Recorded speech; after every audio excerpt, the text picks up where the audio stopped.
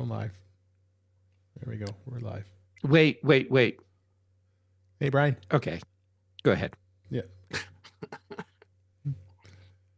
You funny guy. Funny. Oh, here it comes. Microphone live. Okay. In here. I'm looking good here. Everything's working. Knock on wood. We're good. Wait a minute. Uh-oh. No, it's just LinkedIn being crappy. Okay. Got the chat. These are all locked. No more screwing around. Close that.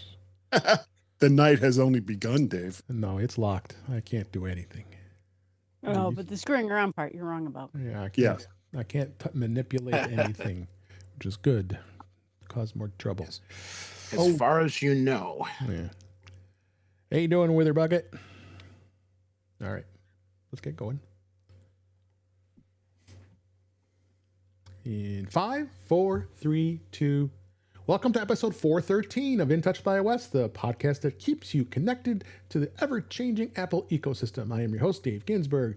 Each week, we break down the latest news, updates, tips, and hidden features across iPhone, iPad, Apple Watch, Mac, Vision Pro, and Apple TV, all with insights from friends, experts, and the Apple community. Because here, we read the release notes so you don't have to.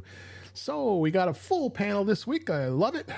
Thanks for everybody for being here. Let's start out with, as always, in the number one slot, Jill McKinley. How you doing, Jill? Well, I'm doing fine, but we don't have enough quite yet for Hollywood Squares. No, we don't. We Getting need. Well, let me tell you right now. Yeah. Oh gosh. Nice. Glad you're here. And Jeff Gamet in the number 2 position. He's here tonight. How you doing, Jeff? I'm doing great. And, if I have to be number 2 to anyone, it ought to be Jill. So I'm right where I should be. Yes, you are. Thanks for being here. Also, great to be here is Chuck Joyner. How you doing, Chuck? I'm good, David. It's good to see you Thursday night. Yes. This is the place to be. It is. We have a lot to talk about. Marty Jencius, seems like I've been with you like pretty much all week with all the Apple user groups. How are you doing? I'm good. I'm really glad it's Thursday night because that's kind of the official start of my weekend. Yeah. My son's fiance's wedding shower is this weekend. So we have relatives in and I'm doing a bunch of cooking. So all of that makes me joyful. Good. Also here, Guy Serle. How you doing, Guy? Hi, people have thought of me as number 2 for a long time. I'm not going there. Oh, man. I set it up and you knock it out of the park. He did. Moving on. Thanks for being here, Guy. And you. last but certainly not least, Eric Bolden. Thanks for being here. How you doing? Oh, good. And Wonderful night. What is the bird behind you this week? Tonight I have a pileated woodpecker. And boy, he pileated there. There's a big Yep. hole. He was diligently building out a whole potential home, and the female woodpecker came by, took one look, and said, "You built us in the middle of the city," and left. Oh. And now he's crying. Yeah. So He's How going, How did you get all this information, Eric? It's impressive. He's the bird master. There were tears coming down. Because you were able to capture It might have been rain and snow and sleet, but they were both there. There was a quick peek in, a look around, and then a look down. And the look down was a look down on 2 giant dogs that were staring up, and that was enough. She said no. All right. Well, let's move on. Real estate, it's really complicated. Well, you don't have to tell me that. Location. That's a whole nother story. But let's go ahead and move on to the show.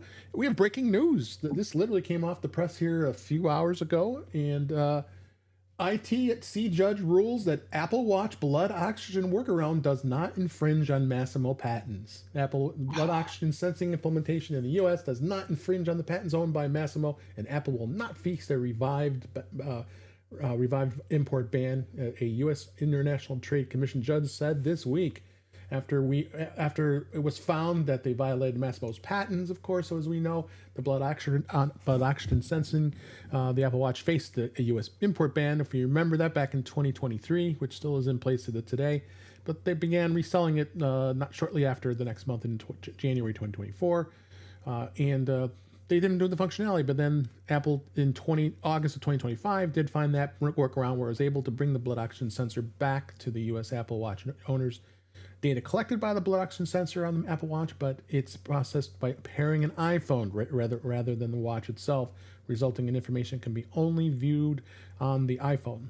And it didn't violate anything, and what do you know?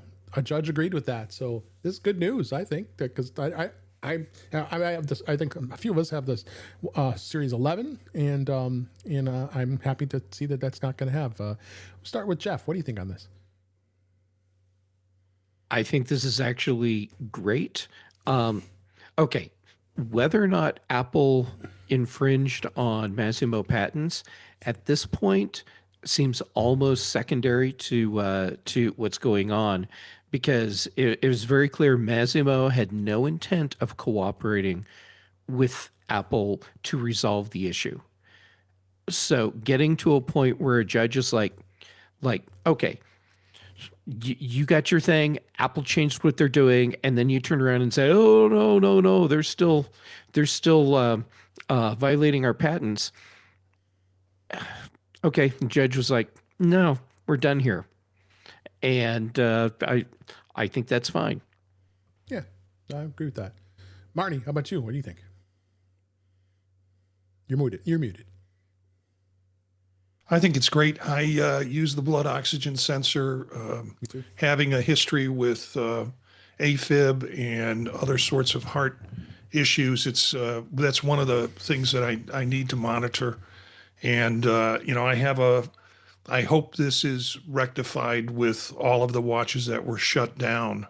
Is that part of the deal? Oh, yeah. Well, no, the ones with the older watches, because I had the Series 9 and it got grandfathered in because I had already purchased it prior to them stopping it from working.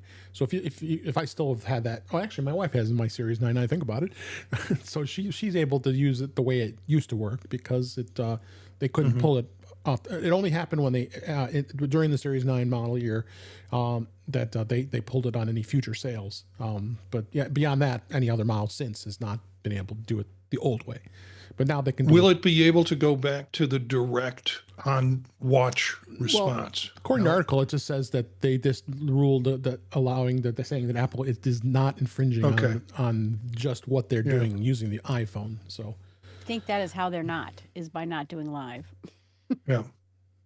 Yeah. This is a good comment from Witherbuck. And if anybody's not here, we would love to have you in the chat here at youtube.com/intouchwithiOS.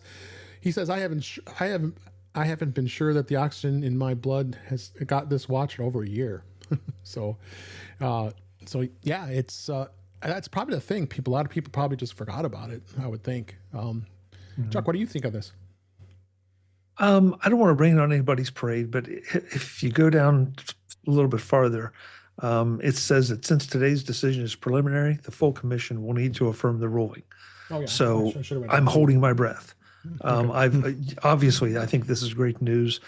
I think that this might mean that it can get turned on now on all the Apple Watches that it's been turned off on, because I don't think there was ever a hardware difference between the U.S. and the U.K. or any of the others. So let's just all not cheer too loudly just yet. Sure. But it certainly feels like that this is a big win. And the again, farther down the article, it says that Apple is appealing the ruling that went against it for $634 million. So that's still out there. But it would be nice to see this get fixed.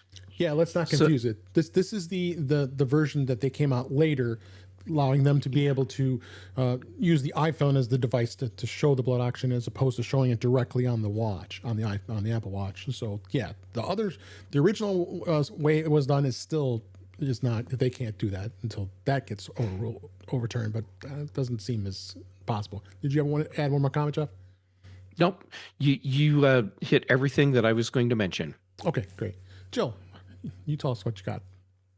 Yeah, I mean, I think it's great because I found a way around it, but I also will tell you that I haven't looked at it now since it got buried a little bit. Yeah, So that's the thing. Yeah. So it's good and bad. I'm glad they get to keep it, but at some point, this company just has to give up Yeah. Toto, and be done. Wishful thinking. And Yeah. then wrap this up, Guy. You have thoughts on this? Yeah. Didn't this go back to the Series 7 watch? Wasn't it the first one that had the blood oxygen monitoring? I think it was the Anybody 7. know? It was it was the 7, and then the 9 was the one where it got cut off All when you mixed bought up. when you bought it later. Okay. And I'm obviously not a expert on patent law, but isn't there like a fair use kind of provision in patents that, if somebody requests to license it, and you have exclusive technology, that they need to come to some kind of accommodation to allow it to be licensed? I can answer that. Oh, okay. good. So, first, Guy, I'm not an attorney, but I have played one on stage. Did you stay at a Holiday Inn last night? Not last night. Okay. Last July. Last July. But, okay. So, what you're saying, Guy, is accurate if there's no other implementation possible for whatever it is.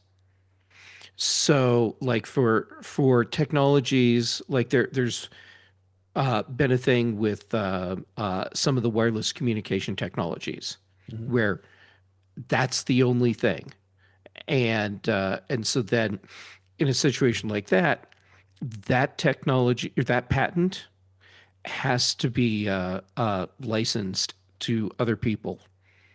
But if there's another way to make something happen, then no, they don't have to. So for a blood ox sensor, there are multiple ways to do that. Masimo doesn't have to license their patent technology to other people, although it makes sense to do so unless your intent is to just milk as much money out of a company simply because you think you can. Yeah. All right. So if this passes, what they'll be allowed to do is not live censoring, but to allow you to go in To the iPhone. Okay, so you can't look at it directly on the watch, Directly, but you no. can look at it on your iPhone That's live correct. or Yeah. okay. All right. Well, I mean, that's when it comes to the health stuff, for the most part, that's what people are doing anyway. So, it's like, Massimo, go jump off a flying lake or something. Yeah. Nobody wants to hear their crap. Yeah. So, all right, let's go ahead and move on. We could probably talk a lot longer on this, but I want to go into In Touch with Vision Pro this week. There was a release candidate of Vision OS 226.4. It's available for the Vision Pro. I did not install it just yet, but don't think there's much else changed from the other betas. Marty or Eric, did you install this? I can't see anything else. I mean, it's the same things we've been talking about. I haven't installed it yet. Yeah. I have 6 minutes left. I knew you were doing it.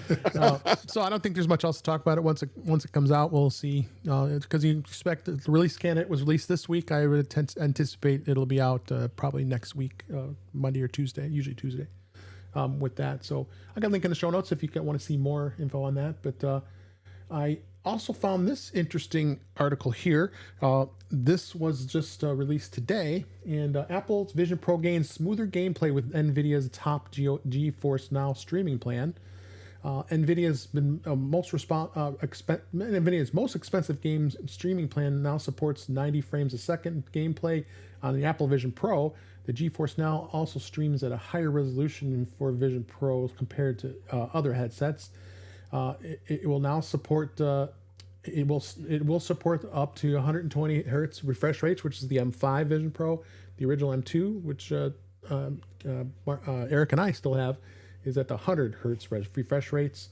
So looks like we're going to get some new technology here with NVIDIA being able to do some more streaming in here, and this is kind of cool. Marty, what do you think? Well, we've reported on Vision Pro profiles that NVIDIA or Apple's been working on the foveated view, which is going to really help them. And I think it's at the right time for NVIDIA to be, I think it's intentional is what I'm saying, that the kinds of things that they've been doing with processing the optics on this device fits in directly with NVIDIA being able to be active in terms of games. Yep. Eric, anything on this? Yeah, it also makes it less likely to cause discomfort with motion as you increase the resolution and frame rates. So especially if you're doing flight simulators or any other game that might have additional motion, you can keep your lunch. So that's a very good news. There you go. Yep. So I'm going to see how I continue evolving with that, and we'll see where. Say you want a resolution. Yeah. Well, and NVIDIA's gaming system is not one of the more popular ones out there. They have great games and they look fantastic because that's their specialty. But really, once you can get Steam games on there, then it'll be amazing because that's where you get most of the people. But it's a good step in the right direction. Agreed. Okay, let's go ahead and move on. And we're going to go to beta this week. And we've got iOS and iPadOS 26.4. The release candidate is out, and there really isn't much to say other than what we've been talking about here. The fact that it does have a lots of the different things we're going to talk about. I don't think we'd have to spend too much time on it, but when again, like all the other release candidates, we expect they'll be out next week with that. So you have Mac OS. We'll talk about that in a minute here. And a couple things I did find here is the fact that the iOS 26.4 will actually have family sharing for other family members to use their own pavement methods. That's new. So what's happening here is there's a long needed billing fix in iOS 26.4. It was always the biggest sticking point for family sharing is the fact that Apple launched it in 2014, and every purchase had to go on that master family person that was leading up the account.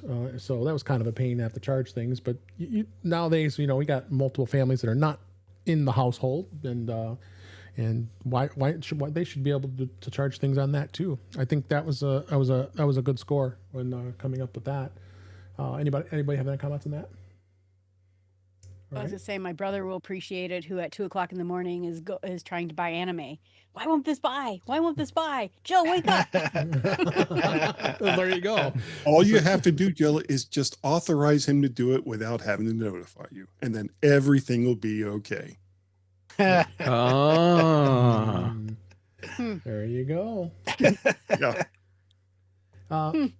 So, and then this just is going to be coming out on tvOS 26.4. Amazing. We have something to talk about on tvOS. It includes a new Genius Browse section in the Apple TV app, which gives you recommendations for TV shows and movies across multiple suggested categories. The suggestions will be based on content preferences, and the categories are updated regularly. Some examples include upbeat workplace comedies, intense psychological thrillers, history gets hilarious. So that's kind of fun. You can actually look for stuff a little more than what you could do just by looking at what Apple would suggest. So that's kind of fun to see. So surprising, they're adding some stuff in Apple TV. Are they going to ever come out with a new Apple TV? That's a good question too. Is it necessary? Sure. No, sure. A new Apple TV? Sure. Absolutely. A more powerful processor, more modern processor, that improves gaming, gives you better performance. And if you wanted to have any of Apple's AI automation related features, you need a new processor. Yeah. Well, there's some of us who hope it's going to turn into a gaming system. I have been saying the same thing, and I'm the guy who's not really a gamer. Yep. But Apple TV as a pocket-sized gaming console, that would be super cool. I agree. I agree. Then there was a release as we move out of beta here. There was a release that on Tuesday, they released a background security improvement update for Mac OS Tahoe 26.3.1, iOS 26.3.1, and iPadOS 26.3.1. And it was replacing a rapid security update that used to seed out a few years ago. This first BSI update addresses a WebKit vulnerability that could allow malicious craft web content to bypass same origin policy. And there's the update is across that one. And then, of course, Mac OS Tahoe 26.3.2 BSI update is exclusive to the MacBook Neo, which we'll talk about in a little bit. It was addressed to improve this endpoint validation, so good to see Apple's keeping things secure with these updates, and it was a pretty quick install. I hope everybody got that installed. It's pretty important to get that taken care of. Any comments on that? All right. As well, Apple is urging iPhone users to run outdated software. So this kind of explains why Apple has just been really aggressive in getting new software updates for older devices. This is people who are running iOS 13, iOS 14 to upgrade to iOS 15 to protect themselves from being hacked through malicious web content. It was an actual support document. Apple highlights recent reports about hacking tools that are effective against older versions of iOS. Hackers are using iOS exploit kits known as Corona and Dark Sword, which can take advantage of vulnerabilities on iOS 13 through 17.2.1. So go update it. If you're still running these old devices, it's super important to do that. I know we're not one of those that stick around with old devices, but there's plenty out there who are probably listening and watching this show that probably are. So anybody have any comments about that? All right, let's move on here. So let's go on to In Touch with Mac this week. As I mentioned, Mac OS 26.4 release candidate is now available, and the same old stuff. There really wasn't anything highlighting what we've talked about in the last few weeks of all the other updates. So again, it should be released here in a week to have it updated then. So it's been fun to see here as far as where things are going here. So I want to, maybe I'm going to give kind of an announcement here. We are going to add a new segment this week. It's In Touch with MacBook Neo. I thought it'd be kind of fun to do that since a few of us have the MacBook Neo. Marty, you want to announce what we're going to be doing outside this show? Well, I need this like I need a hole in the head. Another podcast from Marty Jencius. Let's go. On Chuck's show, there was Brett Kennedy, who I've contacted, and we're seeing if he'll be involved. He shows interest. Mm-hmm. He kept nagging me about, Marty will do another podcast. It'll be about Neo. He won. And I could not get that out of my head. I just could not get that out of my head. And so, I first contacted Dave, and Dave said, that sounds great. I'm in. And Eric I contacted on the same channel, and he's like, yeah, I think I can do that. So I see it as a limited series because I don't know how long we can talk about the hardware, but we'll see what happens in terms of news and items that come about. And I know Dave's got one tonight already, and Eric's been sending me a bunch of stuff that could be used for the discussion. But it's called the Neo Netbook. And it already, I've put a YouTube channel up, and so you can find it at youtube.com/at the Neo Netbook. I just wanted it to be Neo Netbook, but apparently there was a netbook called Neo that kind of 14 years ago, and they haven't posted since then. Did it even come out? I don't know. I have no idea. I think it was a Microsoft product that was announced that they ultimately never shipped. Yeah. Well, we are going to do this starting on Sunday night. It's going to be a shorter show than what we typically do with Vision Profiles. And we're just going to keep up with the weekly stuff that's happened. Some of it that we find in Reddit, people attempting to do things, some of our experiences with it as it comes across. More of a conversational, not dropping a lot of a lot of links and easy on the ears, hopefully. So Sunday night, 9 p.m. Eastern Standard Time is going to be our first episode coming up this March 23rd. And link in show I'm notes setting for sure. that up. I did designs for the pages. And so, yeah, again, it's youtube.com/@the-neo-netbook. He had that all set up within, it had to been less than a half hour. All Well, set, ready to go. I was grading at the time. Grading and And setting up a podcast. it was like, what Yeah. do I want to do? Do I want to grade midterms or do I want to, design stuff? So, yeah. This seems totally reasonable. Yeah. This explains a lot of my college experience with grades. Okay, I have branding for you, Marty. What about Neapolitan? And then you have all the colors that makes it look like ice cream. Yeah, and Eric suggested neophyte, and I said, Eric, that's way too sexual. And he didn't get that joke either. Oh, let's move on. All microphones cost me, Marty, was money. Yeah. Yeah. I'm still struggling with netbook. Yeah. That leaves a questionable taste in the mouth. Oh, No, it's the Stop Neo licking it, Chuck. notebook. It's the said Neo netbook. notebook, not you netbook. said net. Oh, you oh, said- okay. you said. Oh, So then- it's like a notebook that we're doing about the Neo. I withdraw the comment. Then Well, that's no, but that's you much made a better. mistake. You did say netbook. Yeah, it's like Yeah, really. I probably Netbook? said netbook, yeah. Yeah. Okay. Good. All right. So- then And buy the Neapolitan ice cream because that's the colors of the Neos. Yeah. So Craig, Neapolitan ice cream is yellow. Yeah, there's lemon, right? Strawberry, and then a blueberry, right? Aren't those the three colors? Yeah, it's only yellow in Alaska, Chuck. Guy. I'm moving on now. Craig, Huh? Craig said in the chat here, timely, especially for the new product. Thanks, Craig. I think we're gonna have some fun with that. Yeah. So, Maybe I'm so wrong. Maybe that's chocolate. I think you are, but I think I'm gonna move on. Yeah, I before thought it was gets any chocolate.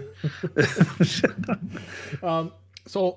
So far, I'm very impressed with this MacBook Neo, and in fact, I talked to somebody today at work that I was helping, and she was like, we started talking. I said, I am the Apple and all this, and then oh yeah, I just bought my first Mac. It was the MacBook Neo, and I'm absolutely loving it. It's fast and it's been working great, and I just love to hear that.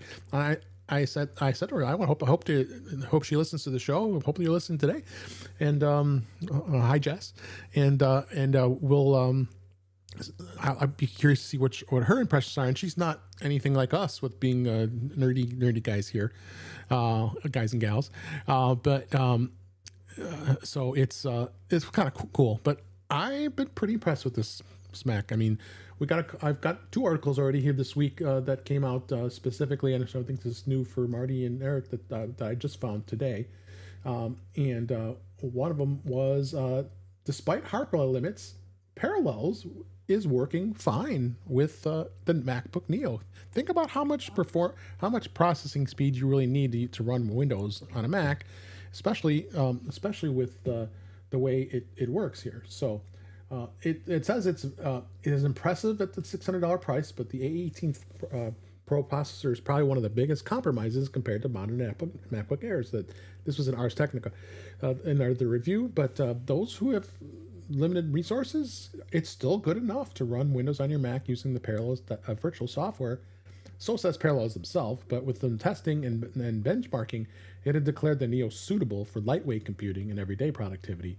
So it's not going to run, videos and things like that you could expect with that. But I think just that alone is pretty cool. The fact that it could even run it. So it impresses me every time that you're seeing this. We've already talked about Marty rendering the video and Final Cut working well on it, and the Creator Studio and all the other apps from Apple are running great.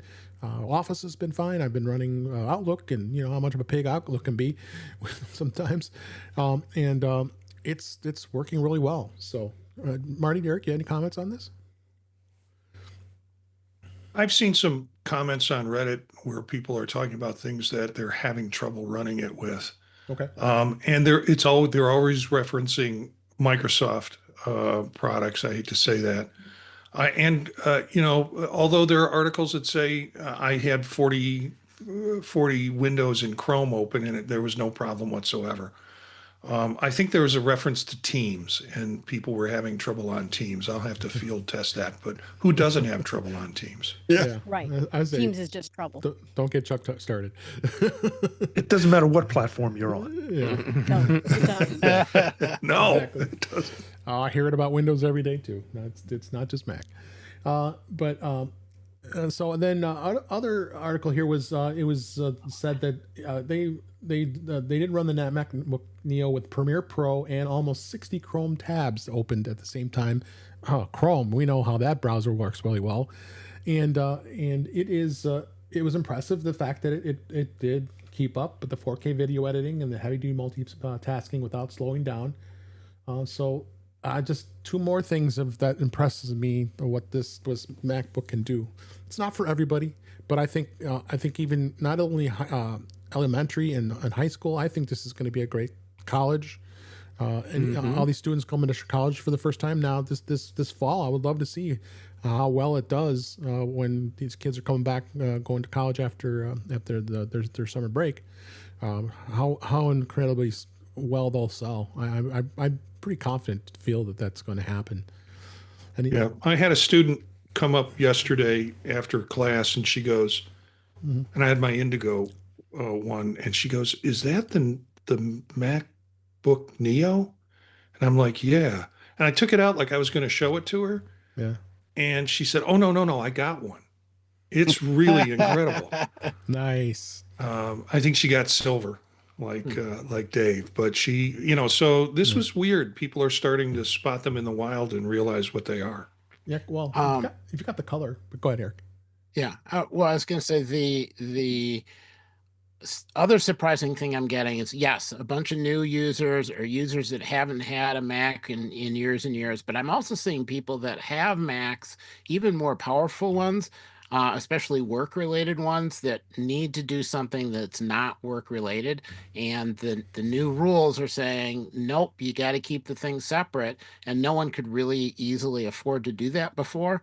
So complying with corporate rules or school rules is much, much, much easier now. So you could actually have a second Mac that's just your personal stuff and not mix.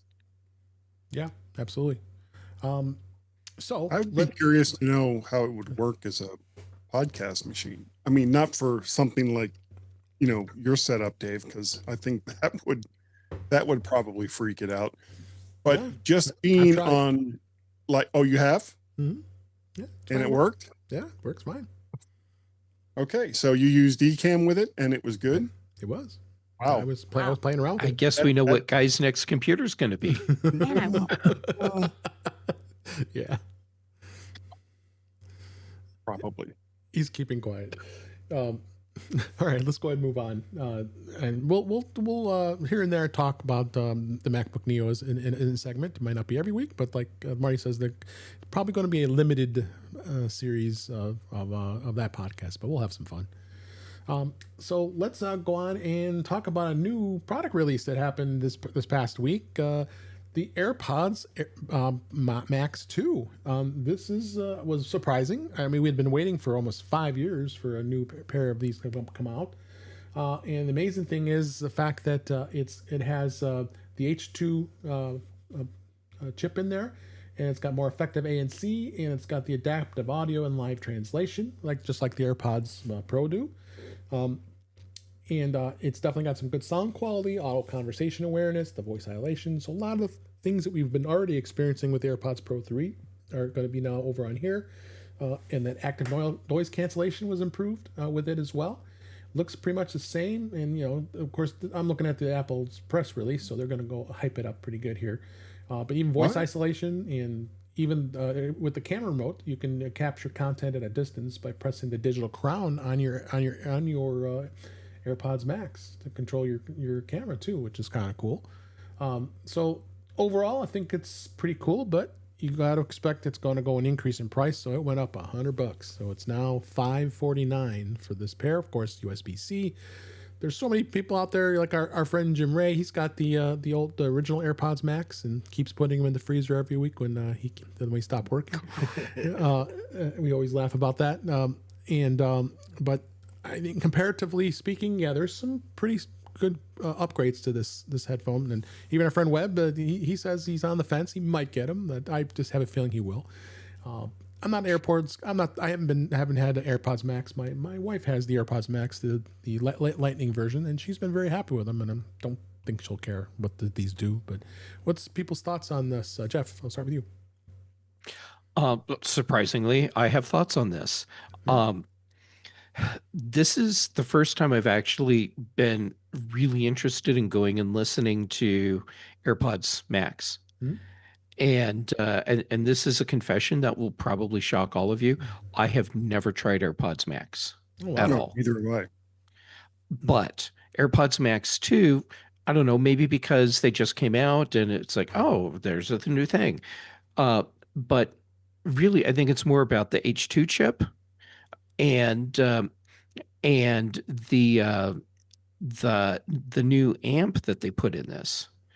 The audio quality in AirPods Max 2 should be better than the audio quality in the AirPods Max original, regardless of whether it was USB-C or Lightning for the connector. But all of them are 24-bit, 48 kilohertz. So that part doesn't change, but the overall audio quality ought to be better. Okay, now this is starting to sound really interesting. I want to get a hold of a pair, plug it into one of my DACs, probably multiple of my DACs, and see what sort of audio quality I'm getting off of this, listening to my highest quality digital audio files connected directly to one of my DACs. I guess that's a long-winded way of saying if someone wants to send me a pair of AirPods Max 2, I will graciously accept them. I figured you would. Chuck, did you have any thoughts about the AirPods Max 2? Just that I'm happy to see Apple continue to upgrade this. I know for a little while it seemed like this was going a long time between updates. And it feels like Apple's really kind of firing on all cylinders here, trying to appeal to various aspects of different markets, like the AirPods Pro, or scratch that, like the AirPods, whether you like in-ears, noise cancellation, better noise cancellation, cans, lower price, they've got something for you, no matter what you're interested in. Just like with the Neo, now we're seeing Macs at various price points and iPads at various price points. I feel like there's a theme building here, and I'm really, really happy that the AirPods, whichever one we're talking about, are fitting into that mode and that model. Yeah. Anybody else? Any comments, Marty or Eric? Well, do we think that beyond, because Apple has not always, but has pretty much exclusively been a company that sells premium products at a premium price. And the fact that they now have the 17E, which is $599, and that they have the MacBook Neo, which is $599 or $499 if you've got, an education discount. This is kind of, at least for me, this is kind of uncharted territory to talk about, because Apple was never the cheapest solution. And you look at something like the Neo, it has an aluminum body. It only has 8 gigs of RAM. But overall, when you look at computers that are also being sold in the, let's be kind and say $500 to $700 range, on the other side of the equation, for the most part, they're not great computers. Whereas the MacBook Neo and the 17E are solid products, handled by a company that makes solid products. So, what's the next thing that they could come out with that would be more budget friendly? How about Apple TV in a stick? And that would be interesting. So, it would basically just be the application then. Yeah, probably. You wouldn't have a lot of processing on that. Wouldn't have any processing on that. It would have some. I mean, you can put processing in an Apple Watch, so you could put one in a little stick that plugs into your television. But wouldn't that be nice to have Apple TV on the go? Like you're traveling, you're in a hotel, you take your Apple TV, boop, plug it in. Yeah, I used to bring my Fire Stick traveling. Yeah, it's a thing. Yeah. Yeah. All right, let's go ahead and move on. I wanted to talk a little bit about the AirTags. The AirTag 2 just came out not too long ago. And there hasn't been really much discussion about the fact that they both look pretty much the same. Interestingly enough, I did see something I was on YouTube or something. I was watching a video showing how do you distinguish between the differences between the AirTag 2 and the AirTag. Well, you flip it over on the other side that has all the writing around where the Apple logo is, and the AirTag 2, it's all in capital letters. In the original AirTag, it's in lowercase letters. That's the only way you can identify what the difference is. You look at them and put them next to each other. It's like there's no way, unless you knew that, how you would know if it's the two or the one, as we'd call it. So a couple of the improvements that includes precision finding upgrades with the new ultra band chip. So that's going to be much easier to find, because sometimes you go to try to find something, it can't reach it, so they've really improved that part. The Bluetooth, that was the big thing. The updated Bluetooth range is going to give it much better range when you are trying to find it. But the big thing was the louder speaker, and yes, it is loud. I don't know if anybody's tried it on the AirTag 2, but it is really loud. Jill, you're shaking your head. Have you already experienced it? Was it really loud for you? It was loud enough that I'm someone, where's my wallet, where's my keys, and now I can find them. Yes. Yeah. So that was a big improvement. They do have some new privacy protections, and it was some bad actors using unwanted tracking. Although Apple's sought to mitigate the problem via software updates over the years, it has some new protection with AirTag 2. As far as designed with tracking objects, it's not for people or pets. Then the new AirTag incorporates a suite of industry-first protections against unwanted tracking, including cross-platform alerts and unique Bluetooth identifiers that change frequently. So I still see people using it on their pets. Family members are putting it on their dogs, and I think they still use it. I don't know why that's such a big deal. It's helpful when you can't find your dog. I just don't know why that's such a big deal. It's a swallowing issue. Right. Okay, that makes sense. But if they missed the big difference, Dave, is the batteries with the bitter coating fit inside the new ones, and you don't have to sit there and scrub them off with alcohol. Oh, yeah. Well, that's the thing. thing. The precision finding from the watch is nice. Yeah, exactly. So then, like I said, what hasn't changed is battery life, because it'll last about a year. It's such a pain in the butt to get those things open. Jeff, you opened mine. I wanted to change the battery, and I cannot get that thing open. So, Dave, here's what I think we should do, just based on the timing of when I did your battery. Bring your AirTags to Max Stock. Yeah, I will. Just set them in front of me, and I'm going to change out all your batteries every year at Max Stock for you. Probably that's a good idea. Don't anybody I'm else. Not kidding. Do it. I know I will. Is that crazy? The people do that. You just got to. My fingers have been so bad as it is. Wax on, wax off. Put it between your palms. Okay. And you twist with your palms, and that's how you get them on and off. Yeah. So. But isn't battery life? Or you just changed? Bring them to Max Stock and make me do it for you. Yeah. Right.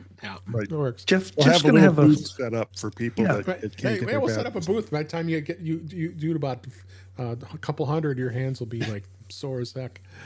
Yeah, but everyone's going to be tipping me. So by the time I'm done, I'll have enough money to buy a Neo or some new Apple product.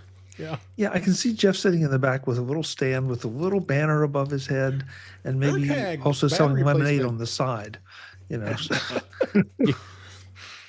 Has anybody have others here? Sorry, has anybody here bought the AirTag 2 yet? Yeah, I have like 4 of them sitting in a box waiting for me to do something with it. Me too. I bought a 4-pack. And I think given what I've heard about them, and I might have tested one out on something, but I'm going to put them immediately on my car keys, which is the biggest concern when I can't find it, and attach it to my wallet. So those are the 2 things that I've got to find, and I've got to find fast. And I rarely misplace them, but when I do, I go nuts. I bought one of those. It works with Apple's Find My. It's a little card that you can stick into your wallet, and it was advertised to work for like 6 to 9 months. Yeah, I have it. It stopped working after a week, Yeah, and I don't even bother with it anymore. Mine just ran out of my wallet. I have that credit card. I don't have it close to me. I would grab it, but surprisingly, yeah, all I had to do was put it on a MagSafe charger, and it charged right back up, and it's working fine. It must have gone for about 6 or 9 months, right? Yeah, and it lasted. My problem with it, and I said this, I think on another show or in After Dark, is I put it in my wallet and then sat with it in my wallet, and I lost the linkage to it. Now, I didn't know that, but I heard this beeping sound, and I could never locate it. And it seemed There's to some follow me. irony there. Yeah, I know. Somebody finally came up and said, "Excuse me, sir, your ass is on fire." Yeah, and it was driving Aileen nuts too. She's like, "Where is that beeping coming from?" And I'm like, "I don't know. It's on and off depending on." And it was sincerely because I was sitting on my wallet, and it was blocking any RF or whatever to my phone, and the signal went off that it had lost signal. So, yeah. But I have 8 of them, and Of the new one one? in each car, one in each car keys, one in my wallet, one in my bike, one in my camera bag, one in my backpack. All right. Well, you could be like Craig. He's got That makes sense. Craig has 4 AirTag too, but he Wow. has 30 ones. So yeah, I'm about ready to toss the old ones and just start fresh with the 2s. Yeah, I've I got gave like away my 8 ones. ones. I still have them. Yeah, I gave then- mine away. Or I'll feed them to the dog. oh, don't do that. Hey, I'm going to throw in a plug for Guy. I don't know which one you have, but I have the one from Rolling Square, and it has performed like a champ. It's the battery life has been holding up. I'm glad you said something because I think I meant to put a note on my calendar, which is the way I remember to change some of these things. I don't wait for Macstock for Jeff to come and change my Are batteries. they rechargeable? The one that you have? Yes. Yeah. Yes. And that's the beauty of it. Their first model wasn't. The new one is, and it is loud enough because you think about a wallet that you're putting stuff around that speaker that you're trying to hear. This is plenty loud for you to be able to hear it. It's not like you have to tell everybody in the room to be quiet. You can find it pretty easily. So Do you think you'd be able to hear it if Marty was sitting on it? That was my Well, question. not from his house. No, I'm my not going ass to is dig. pretty big, Chuck. Wow, thank you for sharing that, Marty. That was a picture I didn't need. Well, can you? I just sent you something over in messages. So if you could reply to that and send me a link to that product, I'd appreciate it. Or you put it here. We'll put it in the show notes too. Okay. Yeah. Or put it in the show Here, notes I'll- if you could, Chuck. Okay, we'll do. Yeah, Let thanks. me get the link. Yeah. All right. So let's go ahead and move on here, and I'm gonna talk about a cool thing. You know, I do cool things on the Mac Show and the British Tech Network, but I couldn't help doing it here this week. So let me show this to you. It's actually a new product from Spigen, and I just found it the other day. This is it here on the camera. It's the AirPods Pro. Oh my God, you got that thing. It came. Okay, just- I'll stop talking. Tell us all about it. Yeah, it just came literally just before the show. I saw the delivery just happen to Amazon. So I better go run down there and get it so I can talk about it. So this is the AirPods Pro 3 case, and what it does is it looks like a Mac, Mac, the original Mac, and it has the case. It looks, and I'm not going to put it together, but here's the way it looks, and you can just put it together like a Mac, and it's a mouse. Actually, it looks like the mouse. Yeah, the old Mac mouse, the single button mouse. But it does flip up, and it holds the AirPods. And I thought this was like the coolest thing in the world. And I've actually got a link. I got a link here in the show notes. I will bring it up here really quick here, so people can see it. This is on Amazon. I guess that link didn't work. Let me try again here. So I'll have to check that link, make sure it's right. Let me go back and bring it up on the article I had for it as well. You know what? I clicked the rolling square wallet. That was why. Let's see if I got the right one now. Yes, I do. Here we go. So let's go to this, and here it is. So this is we have it on the screen here if you're watching live or on the video.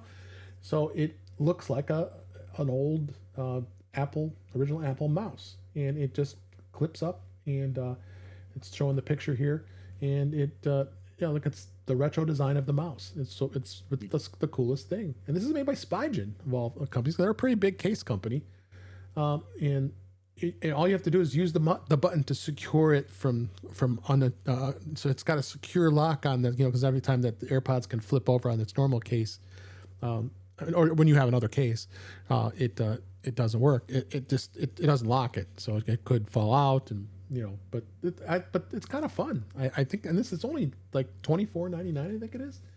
Yeah, $29.99. That's not that bad. I mean, I'm still supporting this case that Chuck recommended. I think he still uses it, the rubberized case, and it's not bad. But I thought this was a fun thing, and it's very cool. So, anybody have any thoughts? It is cool. Did we lose somebody? Yeah, we lost Jeff. Oh, okay. Oh, he went to order one. He was so excited. Yeah, he got so Picking up the excited. case. Okay, he should be back here.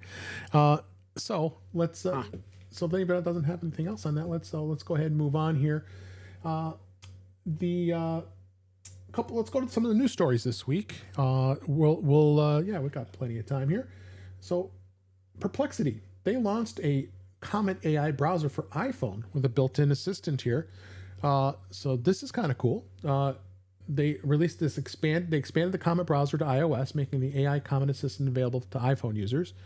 The Comet browser for iOS has many of the same features as the Comet browser on the desktop, including a voice mode for speaking questions and hybrid search experience, but it does lack some extensions. Comet is offering standard search results that you might expect from any web search, but this adds Comet Assistant to able to provide more in-depth answers and completed tasks. So that's cool that they've expanded this on to the iOS. I'll definitely download it and try it. Anybody have any comments about that? Well, wasn't there an AI browser called Atlas? Yep. There's one that's out there Yeah. too. Mm-hmm. Yeah, that's ChatGPT's version. Okay. Yeah. So another. They're all doing it now. I don't know if Claude has one yet, but Perplexity and ChatGPT. Gemini doesn't have anything. Does anybody else? Is there any other browser? I know there's Dia, and there's a couple others that are other. Claude has an app They have an app that does co-work and coding and then the regular chat, Yeah. but it has the ability to read websites, which most like ChatGPT and stuff can't. So it has the functionality there. Yeah. So, welcome back, Jeff. We lost you, but I'm glad you're back. My Mac took a dirt nap. Yeah, those emails you were deleting. So, Jeff, It probably wouldn't surprise me. Jeff, better your Mac than you. this is true. Okay, that's fair. All right, let's move on here. Next story. Apple's head of home hardware leaves for smart ring maker Aura. Brian Lynch, the senior director of Apple's home hardware engineering team, is leaving Apple for a smart ring company Aura. And this was reported from Bloomberg. Lynch accepted the role as senior vice president of hardware engineering. It seems Aura has poached several employees from Apple over the last few years. Lynch's departure is apparently causing fresh upheaval on Apple's home products team as it aims to debut home devices. Apple's been rumoring to working on a smart home hub, but the launch was pushed back, of course, as we know, because of Series. Okay, I'll trigger your S lady. Deployment delays. The hub is now planned for September 2026 with other devices for like home security and automatic sensors. So, anybody surprised about this? Not really. If they won't make the things, then what's the person who's in charge of it supposed to do? Yeah. I don't know. I was surprised at this because he's been around for a long time. Yeah. You know, when the videos, well, back when the live presentations were being done, he was a frequent guest. He was a frequent guest on the videos, and Joe brings up a great point, but it also feels a little strange that he's going to Aura where they do a ring. And with no disrespect intended to Aura, but they do pretty much one product. Mm-hmm. And, at least Apple would have a lot more variety. Yeah. So there may be, who knows, there can be a million reasons somebody would shift like this. Mm-hmm. Well, Chuck, they do one today. Fair point, Jeff. But Apple also has a reputation for not paying as well as some of their competitors. So if you've been at Apple a while and some other company comes along and says, come work for us, we'll give you this much money. Yeah. And you go back to your bosses and say, how about if you pay me this much money? Apparently, Apple is very likely to say no. Yeah. So then you leave and go get that money from the company that offered it to you. Yeah. Well, yeah, I kind of want to speak on behalf of my experience with the Aura Ring. Works well. It's a good product. What I'm seeing is they're adding components onto it. So if I want to get different access out of just this product, so it seems like from my use in the last couple of months, they have really tried to expand what this one product could do. And I could imagine if I was at Apple and I had a whole bunch of products in line that didn't get released and have been held up, and a company comes to me, like Jeff has suggested, and say, here's your salary, go ahead and start to come up with products or accessories that we can add to this current product. And, the sky's the limit for you. I can see him wanting to make the jump. Yeah, no, makes sense. Makes total sense. Anybody else on this? I just wish Apple would come out with the things that they're going to come out with. It's kind of killing me a little bit. I'm interested in the home stuff. I'm interested in the S lady stuff. And I'm like, none of this that they supposedly are supposed to release, none of this information comes from Apple. This is from the speculators and the analysts and all the people that keep talking about, well, Apple is going to do this and Apple's going to do that. And there's no accountability for these people when those things don't happen. I mean, we all remember the Apple car debacle and how many the Apple TV debacle. And there's always these rumors of new Apple products coming out. And it sounds great, it makes sense, and then you don't see them, and who gets the blame? Apple gets the blame because they didn't release a product that they never said anything about. But I would say that if those products aren't real, then they're doing nothing in that era. No, not necessarily. That doesn't necessarily follow either, because I just mean there is nothing. Well, there's nothing that's been released, but Apple's R&D is huge. Oh, and right, Apple, for sure. But Apple doesn't want to be just another player in a given market.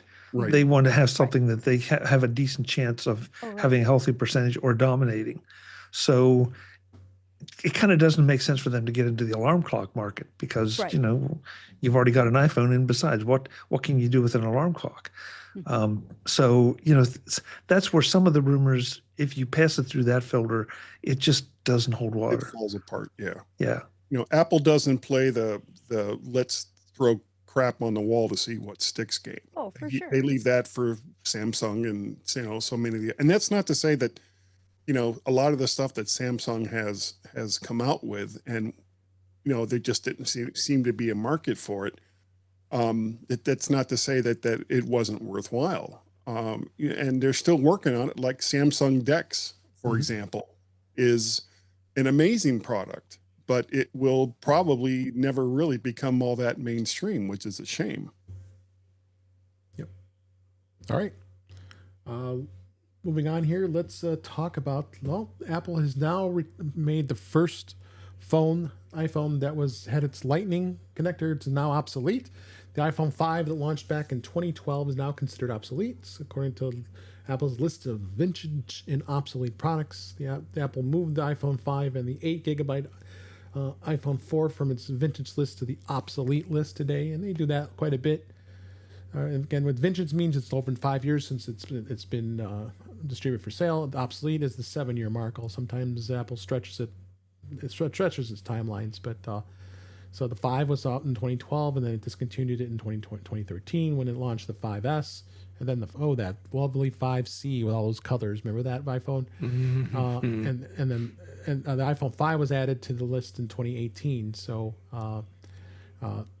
those points to repairs become limited and based on parts availability. I would hope not too many people are sporting that phone anymore, but there probably are, and that's okay if that works for you. But it's going to get to a point where even the cellular service might stop working, data and getting on the internet, and apps will become obsolete because it's going to be the older iOS. So that's how time has progressed here. That's how it goes, right? And then lastly here, we wanted to talk a little bit about this new, Apple did buy this Final Cut Pro plugin partner, Motion VFX.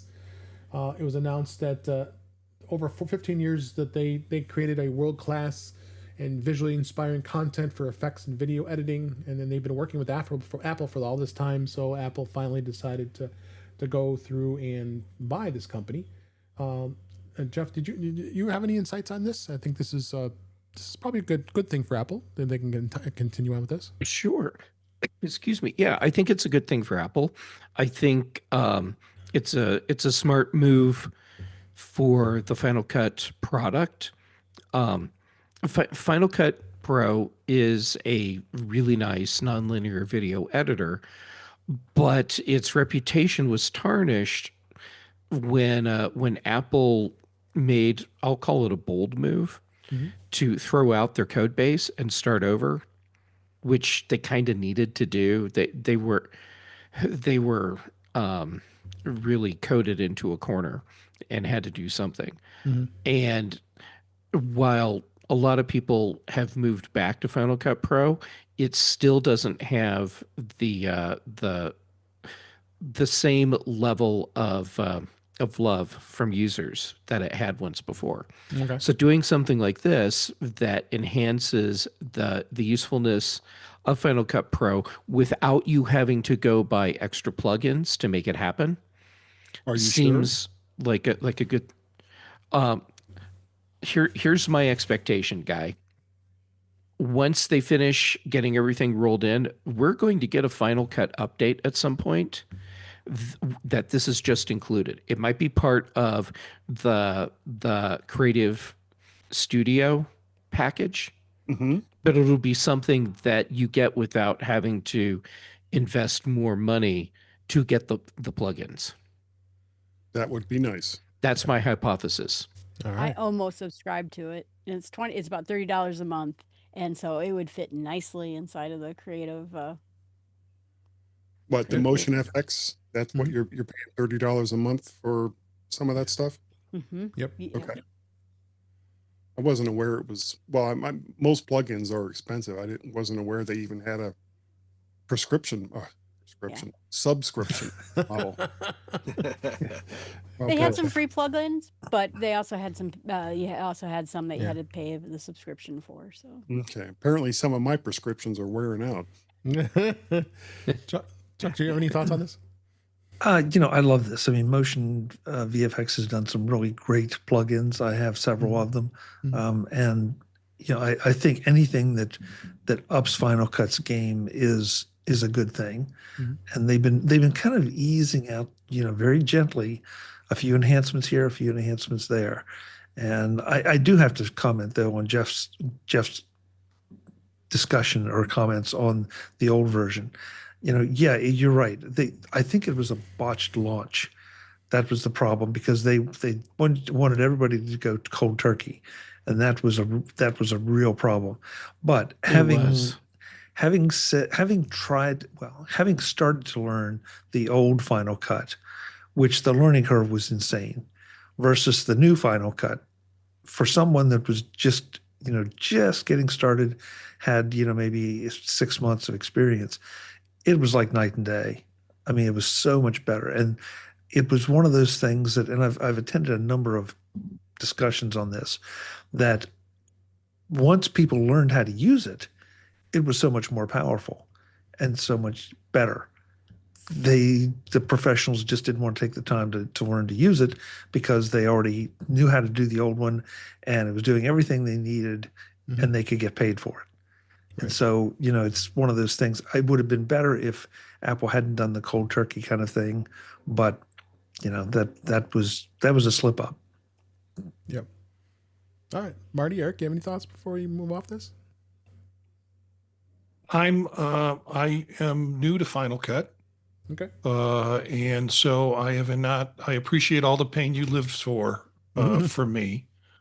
And I'm looking forward to this. I mean, I've, with Adobe and Audition, I bought plugins for audio stuff that I did with that platform, but I'm trying to move over, particularly with the Creator Suite that Apple's got, trying to move over to Final Cut. Yeah. All right. So, well, before we wrap up, I want to talk a little bit about MacStock. And MacStock, the conference and expo, it's MacStock 10. It's July 10th, 11th, and 12th. It's coming up 111 days as was recording this today. So the countdown is on. It's the 10th anniversary of MacStock, and we announced last week that myself, Chuck, Jeff, Marty, and Jill are all speaking this year, and we'll have a number of others that'll be announced shortly. But you're going to have 3 full days of these expert-led presentations and workshops. Marty's going to have a great workshop on Saturday night that we're going to be talking about all kinds of fun things and some productivity enhancing content. And then with the partnership with Ecamm, which Ecamm Live is what we're using here for this podcast, is a great tool. They're going to be doing a creator camp. They usually have their creative camps a couple times a year. Well, they partnered with MacStock, so have it on the day before, July 9th. It's going to be an additional part of MacStock. You can attend the creator camp on the Thursday the 9th, and then the rest of the 3 days, three full days of MacStock is going to be there. The theme for this year is Inspire. And if you want to be able to network with a lot of great, fun people, there's going to be other big announcements. We might have some big other people coming to attend this year, but this is going to be a big event, and we can't wait to have you come out here. I believe we still have that's still valid until the end of the month for the early bird pricing, and the links in the show notes how to get to that. It's macstockconference.com. The link will be right on that website, or go to our show notes and check it out. I'm excited to be able to see all our friends, see some great new people. Hopefully we're coming to MacStock. It's going to be a heck of a fun time, and I can't wait. I can't wait every year. This will be my 10th year speaking, so I've spoken at all 9 MacStocks, and I'm going to be going on number 10 this year, so proud of that, and it's been just an absolutely fun time. Everybody here on this panel is going to be at MacStock, which I'm excited to see everybody here. Guy Serle's going to make it, which I'm so excited. We haven't seen you in quite a while, and we'll have a number of other of our friends being there as well. Anybody want to add anything? But just go to MacStock Expo, macstockconference.com. Join us. We'd love to see you. Yeah, if you're going to go to MacStock, make up your mind very soon, because there's only a limited number of rooms at the Holiday Inn Crystal Lake. Yes, it's at Holiday Inn Crystal Lake. That is the absolute best way to attend an event like this. Those rooms do go fast. They do, and they're really reasonably priced. I decided the last couple of years to attend in person. I stay at the hotel because I do live local and have a home not too far away from the Macstock location. But why would I want to do that? I can always just go right down the elevator, come see everybody, and not have to leave. So that makes it well worth it. And there's links there too for some great rates at the hotel. So take advantage of it. I know a lot of people are signing up. So macstockconference.com. Check it out. Can't wait to have you. So, and Dave, if you're staying at the hotel, you know that you have a safe place to go at the end of the evening. That's true. Although I don't drink, so my room is always a safe place. Yeah. That's what you meant, right? Yeah. Nope. No. No. Awkward. With you guys in the hotel, it's not safe at all. Yeah. And there'll be Chuck, a lot more were you there with us when the security guard came up last year and told us to calm down? No, I was not. I don't think I was not. I usually close down Portillo's. The beef place that's in Crystal Lake. So, yeah. All right. Well, that's going to be a wrap. But before we go, I wanted to make sure we find out where everybody can be found. Let's start with Eric Bolden. Thanks for being here, Eric. Where can people find you? I can be found, in the woods looking for birds. Otherwise, on Mastodon at EA Bolden at mes.to. Monday nights on Vision Profiles. Mm-hmm. Tuesdays on Mac Voices Live. Thursdays on In Touch with iOS. Kind of progressing through all of the OSs throughout the week and roundup of the news. Yeah, it's a good week. Excellent. Thanks for being here, Eric. Appreciate it. Guy Serle, thanks for being here. And thank you. And like I said, can't wait to look forward to seeing you at MacStock. Where can people find you? I'm really looking forward to it. Well, you can find me nearly every single week on the G-Men show over there with Gazmaz. Our email address is gmenshow@icloud.com. We have a Google Voice telephone number that if you live outside the United States, we don't recommend you use, but it is 703-828-4677. What else? You can find me sometimes on Tuesday when things don't become weird over there on Chuck's Mac Voices. Thursday night, of course, right here. And every Wednesday with the G-Men show being released almost live. Almost. All right. Thanks so much. Marty Jencius, thank you for being here. And you're the podcast machine. We got another one coming up here. Where can people find you? You're muted. Still muted. I've got a barky dog, and so I've been trying to no problem. Not calm her down, but keep the microphone off. This Sunday night at 9 p.m. Eastern time, you can catch Dave, Eric, and also Brett Candidate confirmed that he'll be joining us on the Neo Notebook. I'm still trying to get used to the title. You can find that at youtube.com/@the-Neo-Notebook. Monday nights on Vision Profiles, Tuesdays with Chuck on Mac Voices, Thursdays with Dave on In Touch with iOS, and Friday mornings when I can ditch out of a Dean meeting, you'll catch me on the Mac Show on the British Tech Network. All the other stuff you can find at thepodtalk.net. Mm-hmm. And check out the other shows that we produce with that group. Yep. Thanks for having me, Dave. Of course. Put the podtalk.net is in our show notes. If you want to put the link in for the new show, please do that as well in our show notes. Marty, appreciate it. Yeah. Thanks. And Chuck Joyner, it's always a pleasure having you here. I'm glad to have you as always. Where can people find you? MacVoices.com is where you will find everything. We are trying to keep up with the amount of content that we do. Just recorded an interesting discussion this afternoon that I'm not going to spoil, but it'll be coming out sometime next week. I'll just leave it there. I'll tease it that way, but it's something a little bit different and a little bit unusual that doesn't happen very often. The live show, as has been mentioned, is Tuesday nights, 8 p.m. Eastern at youtube.com/MacVoicesTV. And you'll find me on the socials as at Chuck Joyner. Thank you, Dave. Thank you, Chuck, as always. And Jeff Gamet, always a pleasure having you here. Where can people find you? Well, Dave, when I'm not busy changing out the batteries in your AirTags, you can find me on the various social medias as Jay Gamet, mostly right now on Mastodon and PixelFed and Blue Sky. And then for shows, Tuesdays for Chuck's Mac Voices Live, here with you on Thursdays for In Touch with iOS, then on the British Tech Network for The Big Show and The Mac Show. Also, Brian Chaffin and I do The Context Machine, and Patrice Brendamore and I do Retro Rewatch. Great. Thank you, Jeff. And last but certainly not least, Jill McKinley, Jill from the Northwoods. Where can people find you? Well, you can find me at jillfromthenorthwoods.com. That has all my podcasts and how you can email me and contact me every way there is. And soon I am going to be starting a brand new podcast / YouTube channel on small steps with AI, which is just about regular people using AI for daily life. Nice. Can't wait to hear about it. Thanks. I appreciate it. And with that, that's a wrap for that's a wrap for this week. Please send your comments, questions, suggestions at our email address, which is feedback@intouchwithios.com. You can follow us on Blue Sky and Mastodon at In Touch with iOS. Support the show. Buy me a coffee at intouchwithios.com/coffee. We'd really appreciate it. You can become a patron of the show by going to patreon.com/intouchwithios. We have 2 tiers available to support the show. We'd really appreciate it.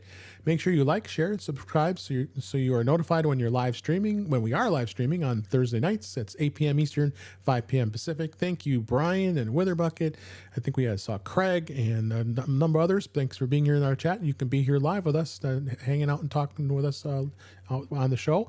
That's, again, 8 p.m. Eastern, 5 p.m. Pacific. The YouTube channel is youtube.com/intouchwithios. You can watch the current and past live streams as well as listen to past shows.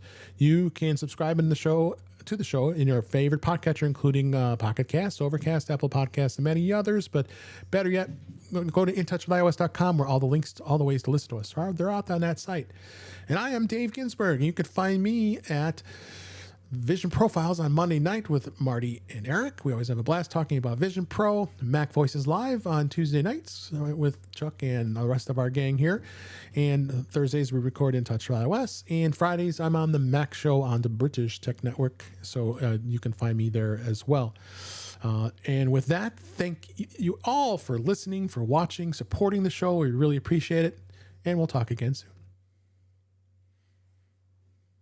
Nice job, everybody. I'm going to say goodbye to the live stream. Bye. Bye, Goodbye, live stream.